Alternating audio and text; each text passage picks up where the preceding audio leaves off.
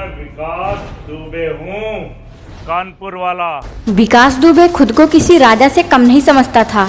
उसके इलाके में बिना उसकी तारीफ किए कोई कुएं से पानी तक नहीं भर सकता था। तो जब पुलिस ने विकास दुबे के एनकाउंटर की योजना बनानी शुरू की, इस बार कोई चूक नहीं होनी थी। 25 ऑफिसरों की एक स्पेशल टीम तैयार की गई।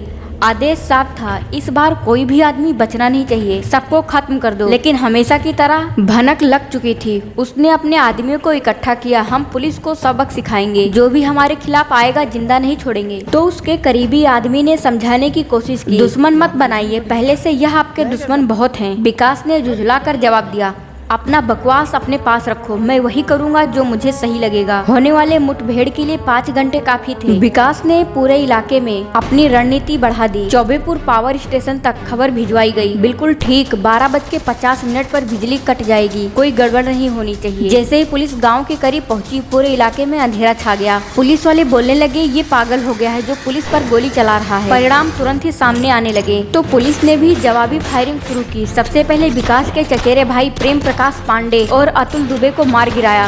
फिर उसके भतीजे और बॉडीगार्ड को हमीरपुर के मौधा गांव में ढेर कर दिया गया। इटावा में प्रवीण दुबे मर गया और फिर कानपुर में प्रभात मिश्रा को भगाने की कोशिश में पुलिस में गोलियों से भून दिया। कुछ ही दिनों तक विकास अपने ठिकानों को बदलता रहा, लेकिन जब उसके सबसे भरोसेमंद आदमी भी पुलिस की गिरफ्त में आने लगे, तब खेल पलटने लगा। चौबेपुर थाने में एसएचओ विजय दुबे और एसआई के शर्मा को गिरफ्तार कर निलंबित कर दिया गया। उन पर आरोप था कि उन्होंने विकास दुबे के एनकाउंटर की खबर पहले ही दे दी थी। इस हमले में 8 पुलिसकर्मी शहीद हो गए और 7 घायल हुए।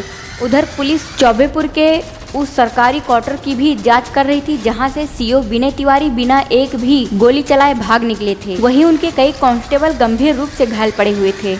अब हर कोई जानता था कि ये जंग आखिरी मोड़ पर पहुंच चुका है। विकास दुबे का अंत नजदीक था। तब विकास दुबे को समझ आ गया कि अब कानपुर में उसका टिकना मुमकिन नहीं। पुलिस उसके बेहद करीब थी और अगर वह शहर में रहा तो उसका एनकाउंटर तय था। इस बार उसने भागने के बजाय खुद को सरेंडर करने की तरकीब सोची और जगह चुनी उज्जैन का महाकालेश्वर मंदिर, जहाँ भीड़ भाड़ रहती थी और पुलिस किसी भी हाल में एनकाउंटर नहीं कर सकती थी। वह बिना किसी भेष बदले मंदिर में जा पहुंचा, लेकिन उसकी किस्मत खराब थी। वहां फूल बेचने वाले सुरेश माली ने उसे देखते ही पहचान लिया और तुरंत पुलिस को खबर कर दी। कुछ ही देर में उज्जैन पुलिस और एसटीएफ की टीम वहां पहुंच गई। जैसे उसे पकड़ा गया, वो जोर जोर से चिल्लाया। वो चाहता था कि पूरी दुनिया जान जाए कि वह जिंदा गिरफ्तार हो रहा। 700 किलोमीटर दूर कानपुर में एक पुलिस टीम उसे लेने उज्जैन के लिए रवाना हो चुकी थी। इंट्रोगेट के दौरान उसने गर्व से कहा, हम बड़े नेताओं और सीनियर पुलिस अफसरों के दोस्त हैं। जब भी जरूरत पड़ती है वह हमारी मदद करते हैं। सुबह होते यह खबर हर न्यूज चैनल पर थी, ब्रेकिंग न्यूज, विकास दुबे गिरफ्तार। लेकिन यह कहानी यहाँ खत्म नहीं हुई। जब पुलिस टीम उसे कानपुर लेकर लौट रही थी, तभी खबर आई, ब्रेकिंग न्यूज, भागने की कोशिश में विकास दुबे एनकाउंटर में ढेर। पुलिस के अनुसार भारी बारिश में रास्ते में कुछ मवेशी अचानक सामने आ गए। ड्राइवर ने गाड़ी बढ़ाने की कोशिश की और गाड़ी पलट गई।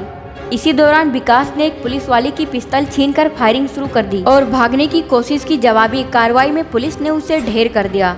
लेकिन कहानी में यहाँ कोई झोल था, क्योंकि 2006 की एक दुर्घटना के बाद विकास दुबे की रीढ़ में चोट आ गई थी और वह ठीक से चल भी नहीं पाता था। फिर वह इतनी तेजी से कैसे भाग सकता था? कुछ सवाल कभी जवाब नहीं पाते और कुछ कहानी कभी पूरी तरह सामने नहीं आती। एनकाउंटर से ठीक पहले विकास एसएचओ विनय तिवारी और एसआई के शर्मा से फोन पर बात कर चुका था। विडंबना यह थी कि शर्मा, जो कभी विकास दुबे को खबरें दिया करता था, अब खुद पुलिस एनकाउंटर के डर से सुप्रीम कोर्ट से सुरक्षा मांग रहा था। तो क्या वाकई यह एक मुठभेड़ थी या फिर एक सोचा समझा प्लान? वैसे आपका क्या मानना है? क्या सच में विकास दुबे पुलिस की फायरिंग करके भाग रहा था या फिर ये सिर्फ एक और कहानी थी जो बार बार दोहराई जाती रही? अब विकास दुबे की मौत के बाद सोशल मीडिया पर गुस्से की लहर दौड़ पड़ी। खास तौर पर ब्राह्मण समुदाय में जबरदस्त आक्रोश था। इसकी सबसे बड़ी वजह थी उसके भतीजे का एनकाउंटर, जिसे विकास की मौत से केवल 9 दिन पहले मारा गया था। फेसबुक और ट्विटर पर पोस्ट की तो मानो सुनामी आ गई। क्या योगी सरकार ने जानबूझकर ब्राह्मणों को निशाना बनाया? यूपी के मुख्यमंत्री योगी आदित्यनाथ पर सीधे आरोप लगाए गए कि वो ठाकुर जाति से आते हैं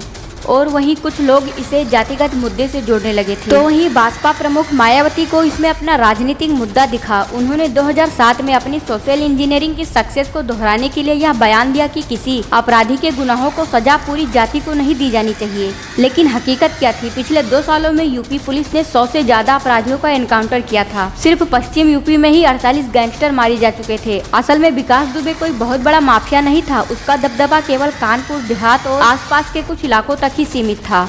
लेकिन 8 पुलिस कर्मियों की हत्या ने उसे एकदम मोस्ट वांटेड बना दिया। जब विकास दुबे मारा गया तो उसके पिता ने साफ कह दिया पुलिस ने, तो उस पर क्या कहना? हाँ तो ठीक किया, कहते तो हैं। और यहाँ तक कि उसके पिता उसके अंतिम संस्कार में शामिल नहीं हुए। उसकी माँ पहले ही विरोध में थी, लेकिन बाद में अंतिम संस्कार में गई। जब पुलिस एनकाउंटर पर सवाल उठे तो मामला सुप्रीम कोर्ट तक पहुँचा। जस्टिस BS चौहान की अगुवाई में जांच हुई और रिपोर्ट में कहा गया कि विकास दुबे और उसके 5 साथियों के एनकाउंटर में कोई गड़बड़ी नहीं हुई। विकास दुबे की कहानी एक अपराध के उतन और पतन की कहानी है, या फिर सिस्टम की साजिश। क्या यह कानून का न्याय था या एक स्क्रिप्ट एनकाउंटर? क्या पुलिस ने सही किया या फिर ये सत्ता और राजनीति का खेल था? क्या इस मामले में अभी कोई राज छुपा है? आपको क्या लगता है? अपनी राय जरूर देना और सब्सक्राइब जरूर कर लेना।